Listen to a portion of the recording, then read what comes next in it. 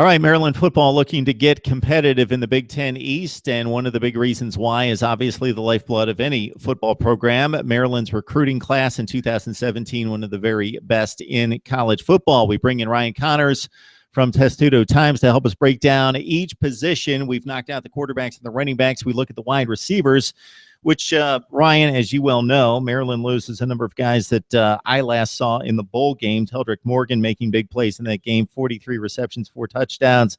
Laverne Jacobs is a guy who's been around the program and been productive pretty much his entire career, caught 130 passes.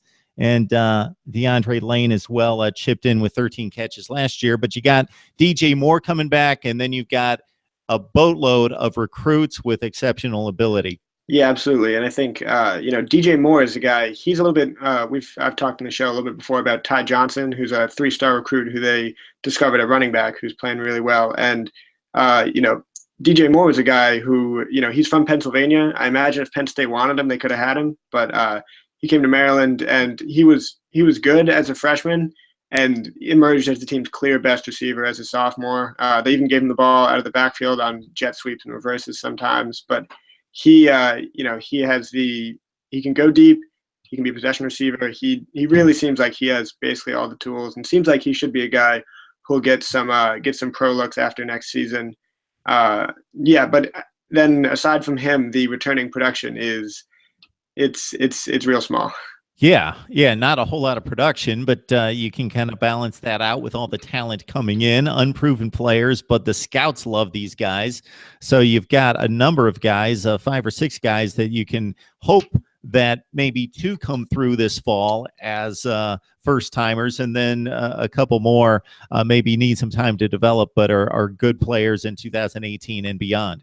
Yeah, exactly. And I think, Maryland brought in 6 new wide receiver recruits, and I think you're absolutely right in saying if Maryland gets production out of 2 of them, that's certainly good enough, because there are a couple of veterans on this team who you can imagine will slide into bigger roles next season. But the headliner is Taj Capehart, who actually flipped from Virginia Tech to Maryland on National Signing Day. He's the one recruit that goes against type for Maryland in this recruiting class. All the other recruits at receiver are at least 6 feet and as tall as 6'5", but Capehart's 5'10". He's a little bit more of the playmaker that Maryland would, like in the slot and, maybe a little bit on the outside, but he's a guy who can do a lot of things for you, and probably, I imagine, will be involved in the punt return game as well. He's a guy I know offensive coordinator Walt Bell is very excited about. And the other receivers, a lot of them might be projects. I know there's one I'm especially excited about is Carlos Carrier from Georgia. He is 6'5", but only weighs 170 pounds, which means he's going to have to put on a lot of weight before he can contribute. But I think when he does, that frame's going to serve him pretty well. Jayden, who comes in at above 6 feet, he might be, he's at around 205. He might be the most, physically ready out of those tall wide receivers to contribute right away. But Maryland, I know the thing they're looking for a lot from their receivers is downfield blocking and outside blocking, because Maryland's going to need that on a lot of the screens that they run.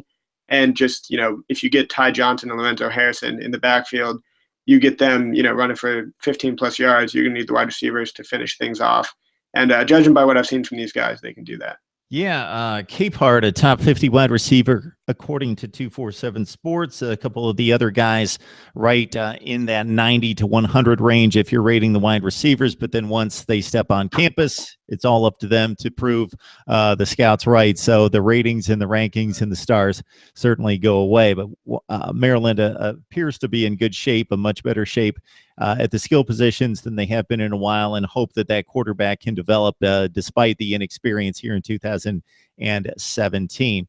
Ryan Connors, Testudo Times, breaking down Maryland position by position with us. Ryan, we couldn't do it without you, so we appreciate you joining us. Thanks for having me, Mark.